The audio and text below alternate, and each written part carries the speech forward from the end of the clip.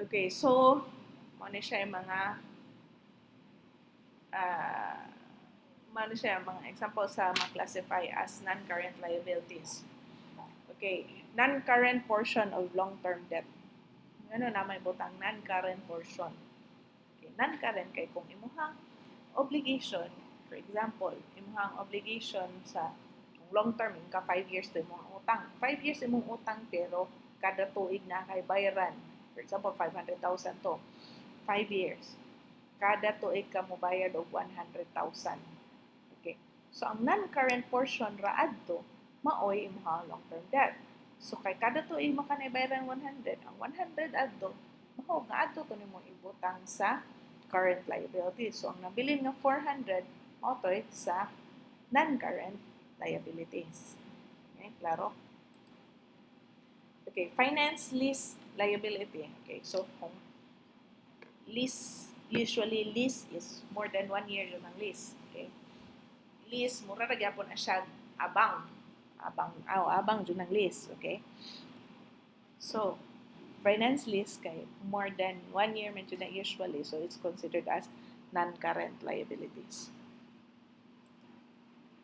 Okay, deferred tax liabilities. Okay, non-current po na siya. Nganong non-current man na siya. Although the tax liability is current, okay, but deferred. Deferred, from the word deferred is unya na nimo bayaran. Okay, postpone ang kano saan na nimo bayaran. So deferred is dili na siya related sa current period. Mao na siyang long term na siya. Okay, later pa man na nimo bayaran. Okay. So, next is long-term obligation to officers. Okay. From the word long-term, so may example ng long-term obligations. Okay. For example, na mo'y kasunduan part sa iyahang package na naa siya incentive madawat every 3 years. Okay. Part sa iyahang salary package ba? Salary package na every 3 years na siya madawat ng bonus na kung makahit siya og target or for example nga na. So, siya long term pa man kay 3 years in third year pa man niya. Okay. Okay, long term deferred revenue. Okay. Deferred is also called unearned. So katong mga unearned revenue nga dili pa nimo ma-deliver or di pa ka makahatag sa service within the 12 months. So consider na siya as non-current. Okay, sample problem. Okay, GAR company disclosed the following liability account. Balances on December 31, 2020. Accounts payable, bonds payable, premium on bonds payable, deferred tax liability, dividends payable, income tax payable, note payable due January 31, 2021. Okay. On December 31, what total amount should be reported as current? So, asa may current ana. Okay. Accounts payable. Unsa man ang accounts payable? Accounts payable is related to our normal operations. Okay, therefore it is current. Okay. Bonds payable. Okay, as mentioned, bonds is usually more than 1 year. So, it's non-current. Unless specified na ay current obligation na mo due within 12 months, so mo to yung portion nga current. Pero if none is stated, therefore it is non-current. So, premium on bonds payable. Since this is related to a non-current bonds payable, then therefore the premium is also non-current. Deferred tax liability. Okay. Specifically mentioned dito ganina, na deferred yan kay later on pabayaran. Therefore, it is non-current. Dividends payable. Okay, dividends payable is declared na waiting to be paid. So, this is current.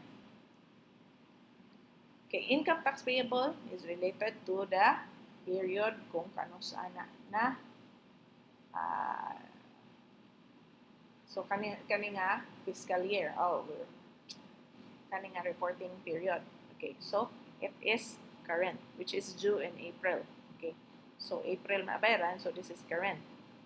Okay, notes payable due January 31, 2021. So, compare nimo ang kani nga date, reporting date, o kani, pila raman na, isa raman na kabuan. So, meaning, this is already current. It's less than 12 months.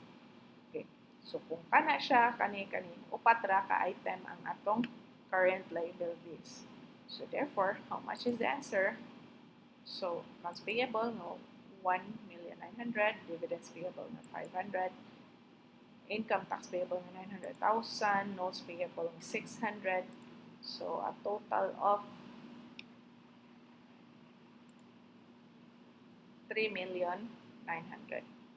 Okay? Next. Long-term debt falling due within 1 year. Okay, so unsa man na siya? So long-term debt na siya nga bayrono na karon ngayon. So pareha atong notes payable ganina nga sa atong problem nga due in January 31, 2021. So less than naman jud na. Less than naman 1 year. So recognize na siya as current. Okay. It's classified as current. Okay. Even if the original term was for a period longer than 12 months. Basta kay iyang due date, within 12 months, current na siya. Yeah. An agreement to refinance or reschedule payment on a long-term basis is completed after reporting period and before the FS are authorized for issue. So, kung intahay, okay, usual man ang case nga kintahay na kay utang nga dugay for long term, usually ana is imo nang i-refinance, silbi mo utang kag balik para ibayad ana nga utang. Okay? Or i-reschedule ang payment. So, i-postpone kang kanang sa kamo bayad. Postpone, refinance og long term gihapon. Okay, so for example, 3 years to, pero mo due na karon, current na ang tapos siya.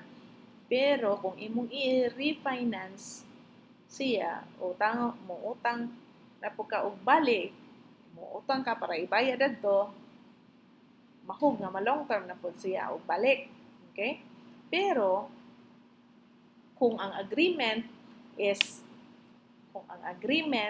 na-approban, na-complete siya after the reporting period, which is, for example, December 31, 2020, after the reporting period, but before the FS are authorized for issue, before the authorized ka ng inig, kung ano gani sa ka ng AGM or ka ng i-approve na sa auditor, kung between ana nga period, consider gyapon na siya as current ang katong long-term debt. Okay? Kay kinahanglan man nga ang kaning agreement ma-approve na siya before sa reporting period para ma-consider siya balik as long-term. Okay? Pero kung after na gani, after the reporting period, current na siya. Okay? Okay. So, same. So, muna siya ang isa ka senaryo nga considered gyapon siya as non-current. If, ito akong istorya, na long-term basis, i-refinancial long-term basis na hitabo on or before the end of the reporting period. Kaya ma-change naman siya, kaya mahug nga nangutang naman kagbalik, na hitabo naman to imuhang pagpangutang. So, mahug nga, ma-long-term na po siya, non-current na po siya. Onya, kaduha is the entity has discretion to refinance or roll over at least 12 months after the reporting period under an existing loan facility. Highlight na kung discretion, meaning ikaw nga nangutang, ikaw na ay katungod nga moingon ka nga i-refinance.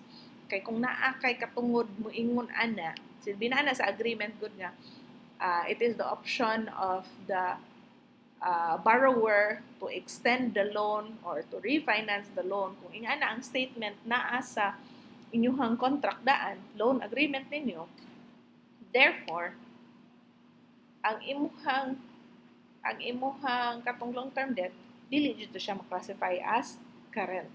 Kay naaman nimo, pwede magkamuingon nga, ay, kung ano lang sa, refinance lang to nako. Kung ikaw magbuot, dili ba ingon nga ang bangko, kinahanglan pa mo approve, ana. So, kung ikaw makabuot ka, hatagan ka nila, meaning ikaw rin magbuot, so mo approve ra sila dayon, therefore, it is still considered as non-current. Okay? Non-current. Bisan pag after ka sa reporting period, mo decide nga i-refinance. Okay? Okay? Pero dapat, mabuhat ka na before sa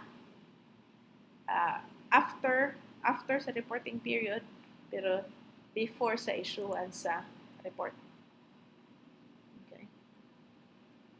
The entity has unconditional right under the existing to defer payment for at least 12 months after the reporting period. Okay, same to sa akong gisulti ganina, katong kung wala man to, di ba? Ang storya dito, kung wala kay unconditional right.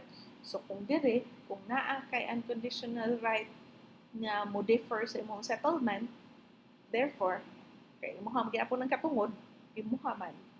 Why condition? Why kinahanglan approval?